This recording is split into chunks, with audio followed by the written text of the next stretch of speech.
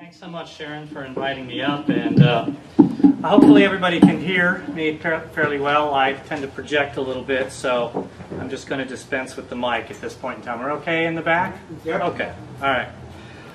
Okay, the first piece I'm going to do is a piece that has been, that was inspired by an early draft of the Declaration of Independence that most people aren't aware of.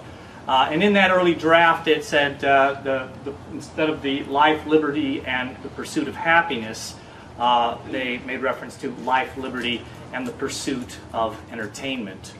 So this is a piece that kind of celebrates one of Sacramento's folk heroes who gave up her life so that we could be entertained. It's called Holstein.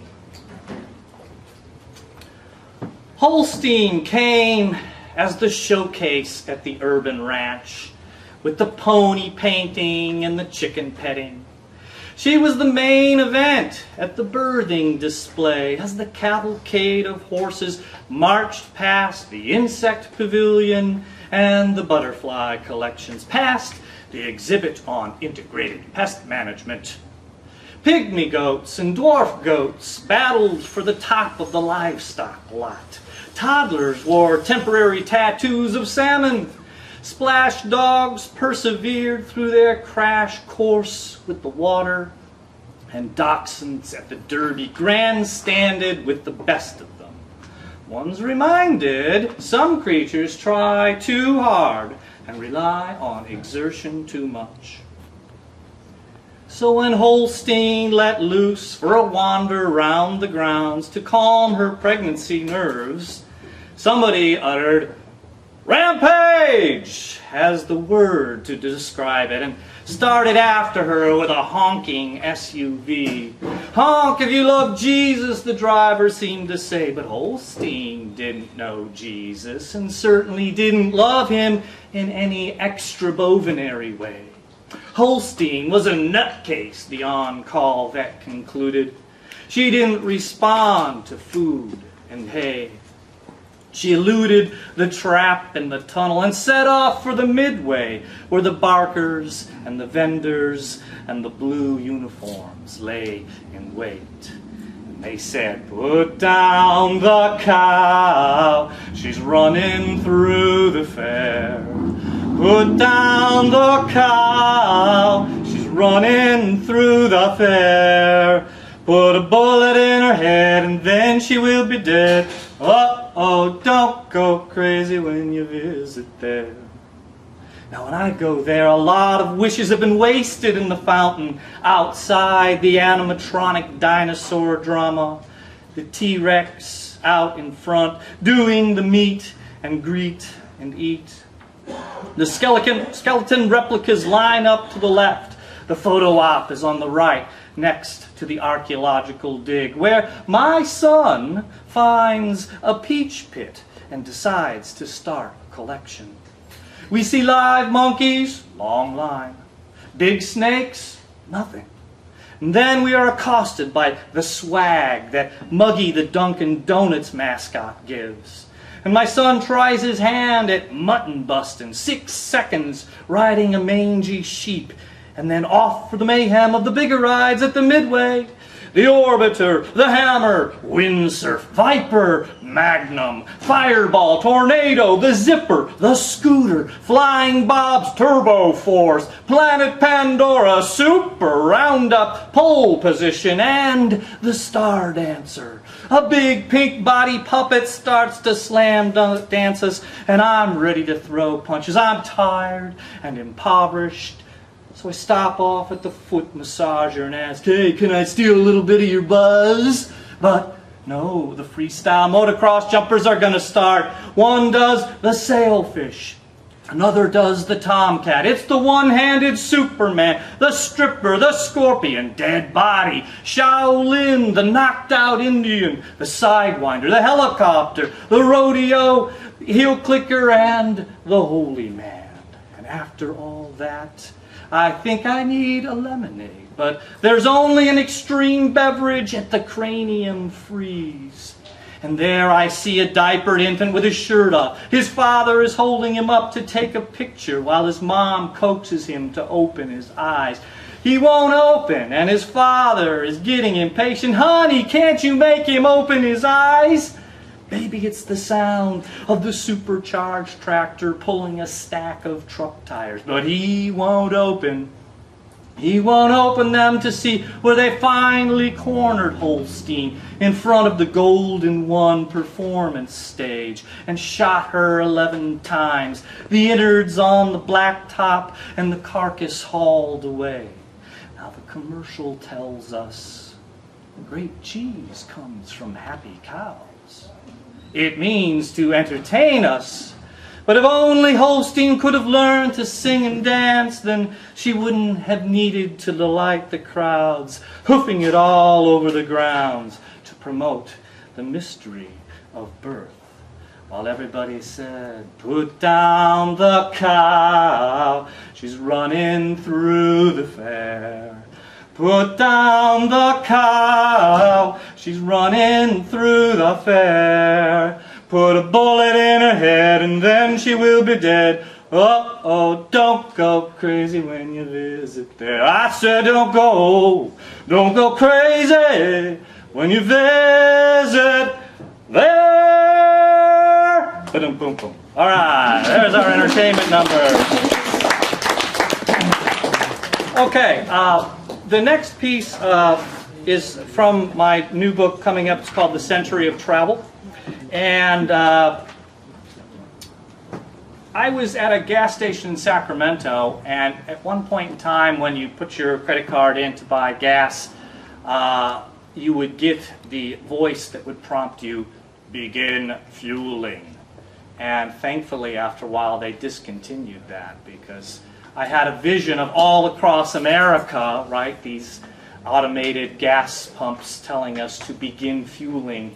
And like some sort of autonomous objects, we would sit and obey and do that. So this is called The Century of Travel. Begin fueling.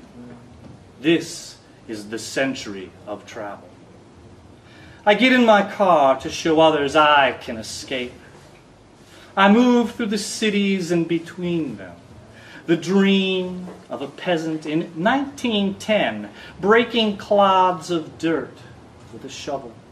This is the century of travel. 2 mouse clicks and I can watch a live feed of a West Bank checkpoint.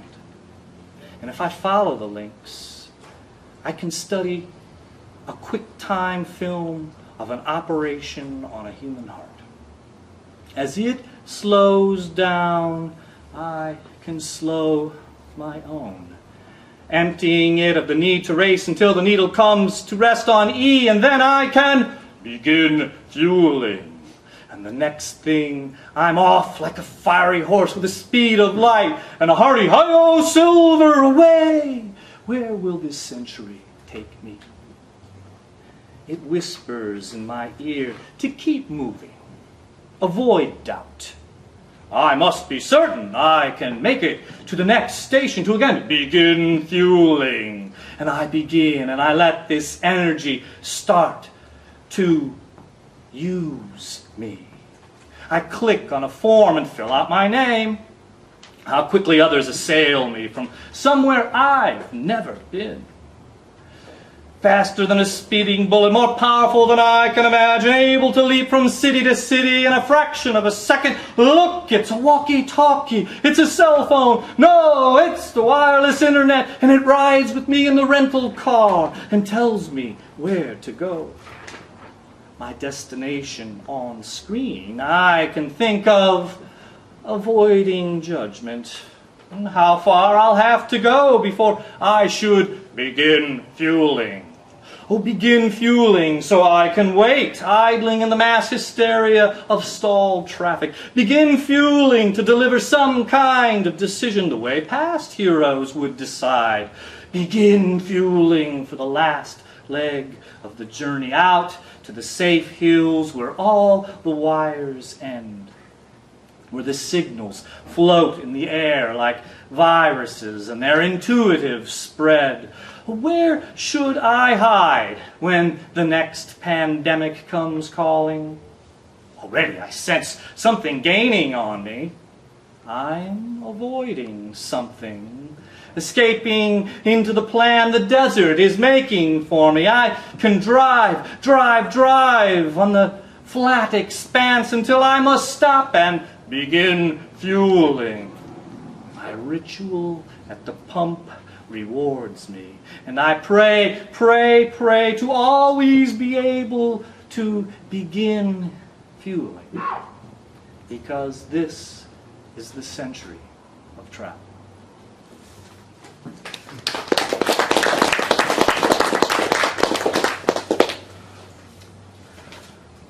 I'm going to do one last piece here from this book called Possessing Yourself.